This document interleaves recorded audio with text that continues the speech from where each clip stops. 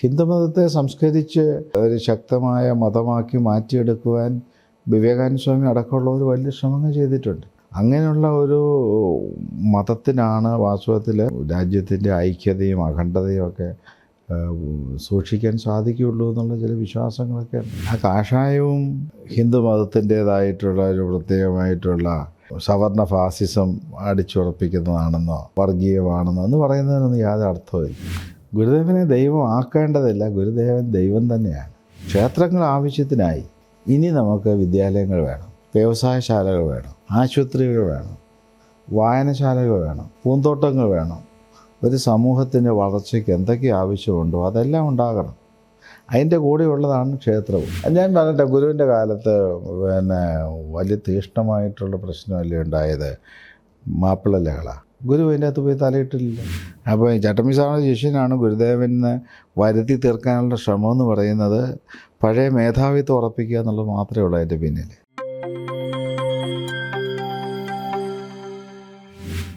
ഇന്ത്യയിൽ ഹിന്ദുമതം എന്ന് പറയുന്നത് വൈവിധ്യമായിട്ടുള്ള സംസ്കാരവും ആചാരങ്ങളും ഒക്കെ ചേർന്നതാണ്. അതിനെ ഒരു ഏകശിലാരൂപത്തിലുള്ള ഒരു പ്രത്യേക ഒരു മതമാക്കി മാറ്റാനായിട്ട് വലിയ ശ്രമങ്ങൾ നടക്കുന്നു എന്നുള്ള ആരോപണം നടക്കുന്നുണ്ട്. എങ്ങനെയാണ്?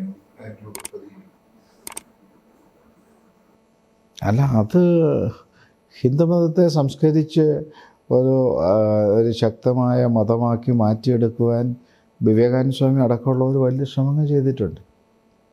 സ്വാമിയുടെ പ്രസംഗത്തിലും എഴുത്തിലുമൊക്കെ നമുക്കത് കാണാൻ സാധിക്കും. അങ്ങനെയുള്ള ഒരു മതത്തിനാണ് വാസ്തവത്തിൽ ഈ രാജ്യത്തെ സംബന്ധിച്ച് രാജ്യത്തിൻ്റെ ഐക്യതയും അഖണ്ഡതയും ഒക്കെ സൂക്ഷിക്കാൻ സാധിക്കുകയുള്ളൂ എന്നുള്ള ചില വിശ്വാസങ്ങളൊക്കെ ഉണ്ട്. അത് വിവേകാനന്ദ സ്വാമിയും വെച്ച് പുലർത്തിയിരുന്നതായിട്ട് സ്വാമിയുടെ ലേഖനങ്ങളിലും പ്രസംഗങ്ങളിലൊക്കെ ഉണ്ട്. മറ്റേ അഖണ്ഡ ഭാരതവും മറ്റു കാര്യങ്ങളും മറ്റേ BJPയുടെയും സംഘപരിവാറിൻ്റെയും ലക്ഷ്യമാണ്.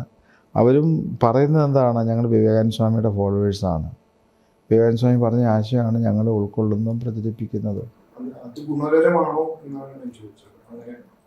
അല്ല, അത് അവരുടെ നിശ്ചയം. നമുക്കതിനെക്കുറിച്ച് അഭിപ്രായം ചോദിച്ചതെന്ന് വെച്ചാൽ അന്ന് ഇത് ചെയ്തത് മതത്തിനകത്തുള്ള ചില മാമൂലുകളെയൊക്കെ മാറ്റി ഇതിനെ ശുദ്ധീകരിക്കുകയായിരുന്നു. ഇന്ന് പക്ഷേ അതിനെ കൂടുതലായിട്ടൊരു പൊളിറ്റിക്കൽ അജണ്ട ആയിട്ടാണ് യൂസ് ചെയ്യുന്നത്.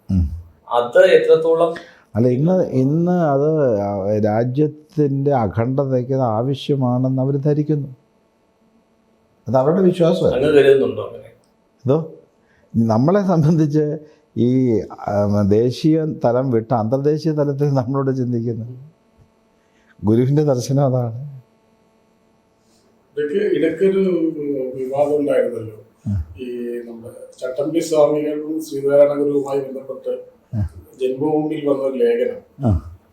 ചട്ടമ്പി സ്വാമികളാണ് ഈ പ്രതിഷ്ഠ, കരിപ്പുറം പ്രതിഷ്ഠയ്ക്ക് ഒരു പ്രചോദനമായി തീർന്നത്. അത് സ്വാമി അതിനെ വളരെ ശക്തമായിട്ട് വിയോജിക്കുകയും ചെയ്യും. വാസ്തവത്തിൽ എന്താണ് ചട്ടമ്പി സ്വാമികളും ശ്രീനാരായണ ഗുരുവും തമ്മിലുള്ള ബന്ധം? ചട്ടമ്പി സ്വാമിയും ഗുരുദേവനും ഒരു ഞെട്ടിൽ വിരിഞ്ഞ രണ്ട് പൂക്കളാണ്. രണ്ടുപേരും ആത്മസഹോദരന്മാരാണ്. ആത്മസൗഹൃദം പങ്കിട്ടിരുന്നു. അതിൽ ഒരാൾ മറ്റൊരാളുടെ ശിഷ്യനാണ് എന്ന് പറയുന്നതിന് യാതൊരു അർത്ഥവുമില്ല, വെറും കൽപ്പനയാണ്.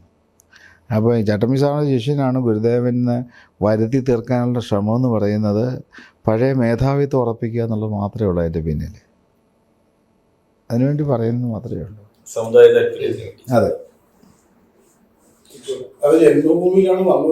അതെ അതെ അതെ അതെ ഞാൻ മറുപടി യുക്തമായിട്ട് മറുപടി എഴുതിയിരുന്നു.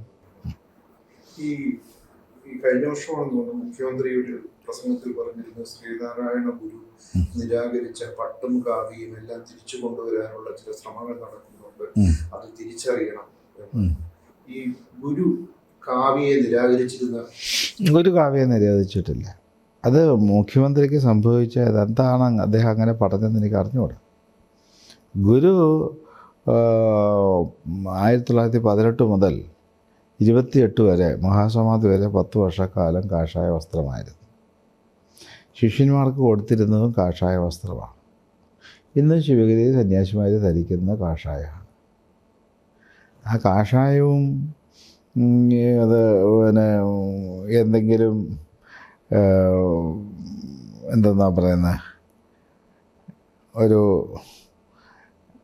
ഹിന്ദു മതത്തിൻ്റേതായിട്ടുള്ള ഒരു പ്രത്യേകമായിട്ടുള്ള പിന്നെ സവർണ ഫാസിസം അടിച്ചുറപ്പിക്കുന്നതാണെന്നോ വർഗീയമാണെന്നോ എന്ന് പറയുന്നതിനൊന്നും യാതൊരു അർത്ഥവുമില്ല.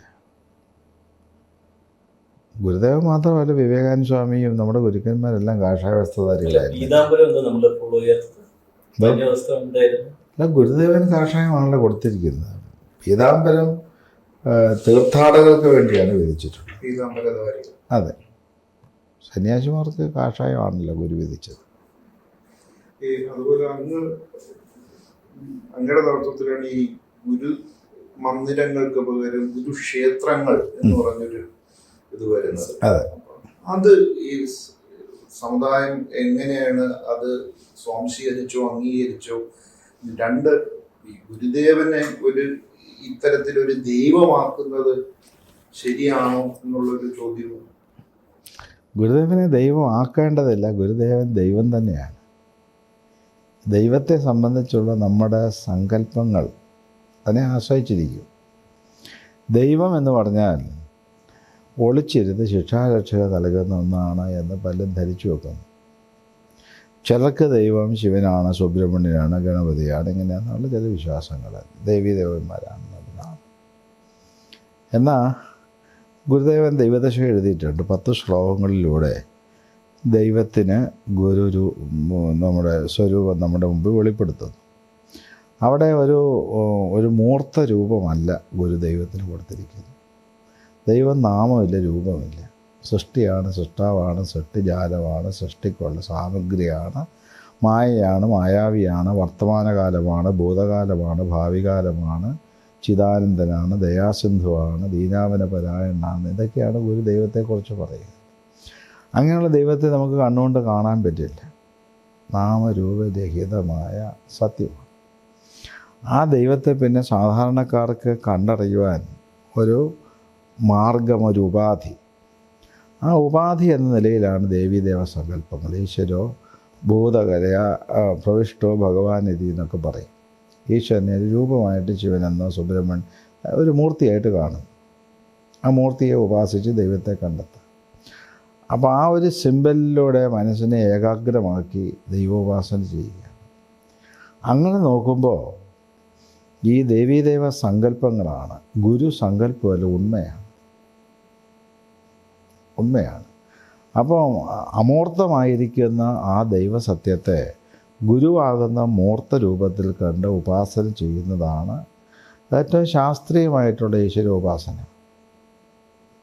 അതുകൊണ്ടാണ് ഇപ്പം ക്രൈസ്തവർ യേശുവിനെ ദൈവമായിട്ട് ആരാധിക്കും. യേശു കുരിശിൽ കിടന്നുകൊണ്ട് എൻ്റെ പിതാവേ പിതാവേ എന്ന് പ്രാർത്ഥിക്കുന്നെങ്കിലും ഒരു ക്രൈസ്തവനെ സംബന്ധിച്ച് യേശു ദൈവമാണ്. ആ ഒരു സങ്കല്പത്തിലാണ് കുമാരനാശാനും മറ്റും ഗുരുദേവനെ ദൈവമായിട്ട് നമ്മുടെ മുമ്പിൽ അവതരിപ്പിച്ചത്. അതുകൊണ്ടാണ് ഈ ഗുരുക്ഷേത്രങ്ങൾ എന്നുള്ള. അതെ, ആ സങ്കല്പത്തിൽ ഇപ്പം നമ്മൾ നിർമ്മിക്കുന്നതെല്ലാം ഗുരുക്ഷേത്രങ്ങളാണ് ഇപ്പോൾ. അതെ, അതൊരു പ്രത്യേക പൂജ, അങ്ങനെ അവിടെ ഗുരുവിൻ്റെ പൂജയും ആരാധനയും അനുഷ്ഠാനങ്ങളെല്ലാം വൈദിക വിധി പ്രകാരം തന്നെ നടക്കും. ഗുരു പറഞ്ഞത് നമുക്ക് ഈ ക്ഷേത്രങ്ങൾ വേണ്ട, വിദ്യാലയങ്ങളാണെന്ന്. അത് സൂക്ഷ്മമായി പഠനം അർഹിക്കുന്ന ഒരു സബ്ജക്റ്റാണ്. ഗുരു അങ്ങനെ ക്ഷേത്രങ്ങൾ വേണ്ടെന്ന് പറഞ്ഞിട്ടില്ല. ഗുരു ക്ഷേത്രങ്ങൾ സ്ഥാപിക്കാൻ വേണ്ടി ജനിച്ച ആളല്ല. ക്ഷേത്രങ്ങൾ ആവശ്യത്തിനായി. ഇനി നമുക്ക് വിദ്യാലയങ്ങൾ വേണം, വ്യവസായശാലകൾ വേണം, ആശുപത്രികൾ വേണം, വായനശാലകൾ വേണം, പൂന്തോട്ടങ്ങൾ വേണം. ഒരു സമൂഹത്തിൻ്റെ വളർച്ചയ്ക്ക് എന്തൊക്കെ ആവശ്യമുണ്ടോ അതെല്ലാം ഉണ്ടാകണം. അതിൻ്റെ കൂടെയുള്ളതാണ് ക്ഷേത്രവും. ക്ഷേത്രം വേണ്ടെന്നുള്ളതല്ല അതിൻ്റെ അർത്ഥം. ഒരു ചോദ്യം, ഈ അടുത്ത കാലത്ത് മഠത്തിലെ ഒരു സന്യാസിനെതിരെ ആരോപണം ഒക്കെ ഉണ്ടായി. ലൈംഗികമായ ആരോപണവും മറ്റും ഉണ്ടായി. അദ്ദേഹത്തെ സ്ഥാനത്ത് നിന്ന് മാറ്റുകയും ഒക്കെ ചെയ്തു. അത്തരം ഒരു സ്ഥിതിയിലേക്ക് വരികയും അതൊരു മഠത്തിന് വളരെ കളങ്കമുണ്ടാക്കുകയും ചെയ്തില്ല. അങ്ങനെ ഒരു സാഹചര്യം ഉണ്ടാകും. ഇത്രയും ആത്മീയമായ ഒരു ചര്യയിലൂടെ പോകുന്നവരിൽ നിന്ന് അങ്ങനെയുള്ള വിഷയത്തെക്കുറിച്ച് നമുക്ക് ചർച്ച ചെയ്യണോ? ആവശ്യമില്ല. അതിലെന്തെങ്കിലും അത് ശ്രദ്ധയിൽപ്പെട്ടിട്ടുണ്ടോ? ശ്രദ്ധയിൽപ്പെട്ടില്ല. സത്യമാണോ ഇല്ലയെന്ന് അറിയാൻ വേണ്ടി അല്ല, ചോദിച്ചത്. അങ്ങയുടെ ശ്രദ്ധയിൽ എങ്ങനെ ആരോപണം വന്നു? അത് പിന്നെ ആരോപണങ്ങൾ ആർക്കും ഉന്നയിക്കാമല്ലോ, പറയാമല്ലോ. അതിൻ്റെ നിജസ്ഥിതി അറിയണം. ഇപ്പം അത് കോടതിയിലുണ്ട്, കേസുണ്ട്. അതൊക്കെ വെളി വന്നതിന് ശേഷമല്ലേ നിജസ്ഥിതി അറിയാൻ പറ്റും. ഇപ്പൊ ഇത് താങ്കൾ പറയുന്നത് പോലെ ജാതി വ്യവസ്ഥ വേണ്ട, ഒരു സംവരണം വേണം. അങ്ങനെ പറയുമ്പോൾ അതിലൊരു ഹിപ്പോക്രസി ഇല്ലേ? അതെങ്ങനെ വരുന്നു? ഈ ഈ ഭൂമിയിലുള്ള കർമാനുഷ്ഠാനങ്ങളൊക്കെ തന്നെയും മനുഷ്യ പുരോഗതിയെ ലക്ഷീകരിച്ചുകൊണ്ടുള്ള ഈ സംവരണം എന്നുള്ള ആ ഒരു മാനദണ്ഡം കൊണ്ട് സമൂഹത്തിലൊരു വിഭാഗം ജനതയെ കൈപിടിച്ചുയർത്താൻ സാധിക്കും.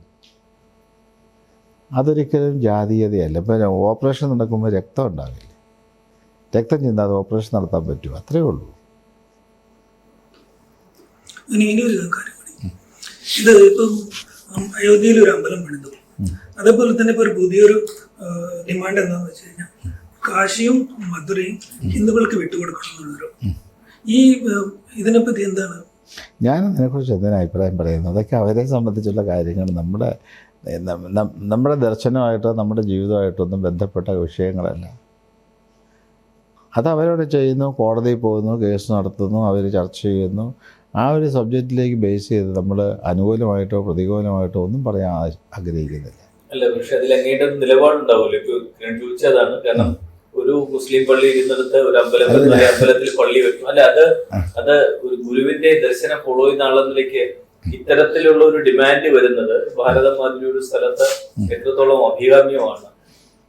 അല്ല, ഇപ്പം ഭാരതം ഭരിച്ചുകൊണ്ടിരിക്കുന്ന രാഷ്ട്രീയ പാർട്ടികൾക്ക് അതിൻ്റേതായിട്ടുള്ള നിലപാടുണ്ട്.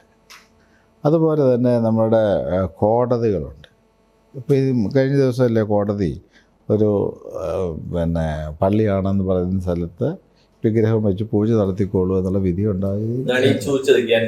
അതെ അതെ. അപ്പോൾ അതിനകത്ത് നമുക്കെന്താ അഭിപ്രായം പറയാൻ സാധിക്കും? നമ്മളതിൻ്റെ അകത്ത് അഭിപ്രായം പറഞ്ഞിട്ട് ആവശ്യമുള്ളതല്ല.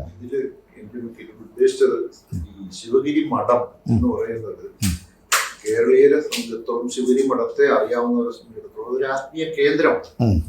ഒരു ആത്മീയ കേന്ദ്രം എന്നുള്ള നിലയിൽ സമൂഹത്തിൽ ഭിന്നിപ്പുണ്ടാക്കുകയോ അല്ലെങ്കിൽ മറ്റെന്തെങ്കിലും തരത്തിലുള്ള സ്വാരസ്യങ്ങൾ ഉണ്ടാക്കുകയോ ഒക്കെ ചെയ്യുന്ന ഒരു സന്ദർഭം ഉണ്ടാകുമ്പോൾ ഒരു ആത്മീയ കേന്ദ്രം അതിനകത്ത് പറയുന്ന നിലപാട് ഒരു ലക്ഷോപലക്ഷം ജനങ്ങളെ സ്വാധീനിക്കാൻ സഹായിക്കും. അപ്പോൾ ആ ഒരു സമയത്ത് പുലർത്തുന്ന നിശബ്ദത എന്നുള്ളത് നമ്മളവിടെ നിശബ്ദതയല്ലല്ലോ, നമ്മുടെ വാസ്തവത്തിലെ വാചാലമായിരിക്കുന്നതാണ്. വാചാലമായിരിക്കുന്ന എന്താണ്? ഗുരുവിൻ്റേതായിട്ടുള്ള കാഴ്ചപ്പാടും ധർമ്മങ്ങളും ഉപദേശങ്ങളുമുണ്ട്. അതിനെ മുറുകെ പിടിച്ചു നിന്നുകൊണ്ട് നമ്മൾ മുന്നോട്ട് പോകുന്നു. ആ ഒരു ഭാഗത്ത് ഇപ്പോൾ ഗുരുദേവൻ്റെ കുമാരനാശാൻ എഴുതിയില്ലേ, വാദങ്ങ ചെവിക്കൊണ്ട് മതപ്പോരുക കണ്ടും മോദസ്ഥിരനായ അങ്ങ് വസിപ്പൂ മല പോലെ. ഈ സ്റ്റാൻഡാണ് നമുക്കിപ്പോഴും ഉള്ളത്. നമുക്ക് അതിൻ്റെ അകത്ത് തലവേണ്ട ആവശ്യമില്ല. ഗുരു ജീവിച്ചിരിപ്പുണ്ടായിരുന്നെങ്കിൽ ഇത്തരം ഒരു ശ്രമത്തെ എങ്ങനെ കാണുമെന്ന് അതിനാണ് കുമാരനാശാൻ എഴുതിയതിനാണ്. ഞാൻ പറഞ്ഞിട്ട് ഗുരുവിൻ്റെ കാലത്ത് വലിയ തീഷ്ണമായിട്ടുള്ള പ്രശ്നമല്ലേ ഉണ്ടായത്? മാപ്പിള ലഹള. ഗുരു അതിൻ്റെ അകത്ത് പോയി തലയിട്ടില്ല. അനുകൂലമായിട്ടോ പ്രതികൂലമായിട്ടോ ഒന്നും ഗുരു പ്രതികരിച്ചില്ല. അല്ല, ഗുരുപക്ഷം മറ്റു പലതിലും ഇടപെട്ടു. ഇത് ഈഴവശിവനാണ്, ബ്രാഹ്മണശിവനല്ല എന്ന് പറയുന്നത് അത് എനിക്ക് അതൊന്ന് വേറെ ഇതൊന്ന് വേറെ. അത് മതപരമായിട്ടുള്ള ഒരു സംഘടന. ഇത് അടിച്ചമർത്തപ്പെട്ട ജനതയെ കൈപിടിച്ചുയർത്തുന്നതിന് വേണ്ടിയുള്ള ഒരു ഉപാധി എന്ന നിലയിലാണ് ഗുരു പ്രതിഷ്ഠ നടത്തുന്നത്.